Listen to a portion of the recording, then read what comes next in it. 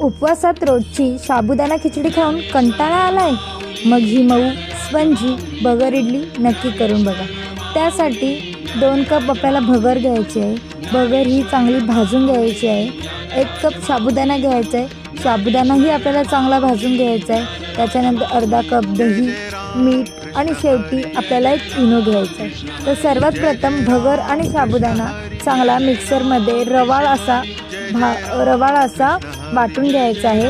त्यानंतर त्यामध्ये आपल्याला चवीनुसार मीठ आणि दही घालून हे मिश्रण चांगलं थोडं पाणी घालून आपल्याला एकजीव करून घ्यायचं आहे। एकजीव झालेलं पीठ आपल्याला अर्धा तासासाठी साईडला करून ठेवायचं आहे। अर्धा तास झाल्यानंतर यामध्ये आपल्याला इनो टाकून थोडंसं पाणी टाकून इनो ॲक्टिव्ह करून घ्यायचं आहे आणि इडली पात्राला तेल लावून घ्यायचं आहे। इनो ॲक्टिव्ह झाल्यानंतर हे मिश्रण चांगलं एकाच साईडून आपल्याला एकजीव करून घ्यायचं आहे। एकजीव झालेलं मिश्रण आपल्याला इडली पात्रामध्ये टाकून हलक्या हाताने मिसळून घ्यायचं आहे व इडलीच्या साच्यात हे पीठ भरून आपल्याला 10 ते 15 मिनटं चांगलं वाफून घ्यायचं आहे। वाफून झाल्यानंतर तुम्ही बघू शकता की किती मऊ आणि स्पंजी आपली चविष्ट इडली तयार झालेली आहे।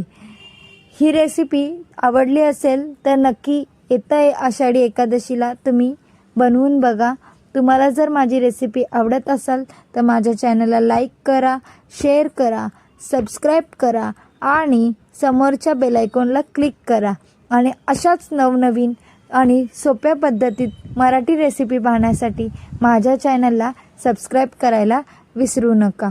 चला या मग आता भगरीच्या मऊ अशा लुसलुशीत इडल्या खायला।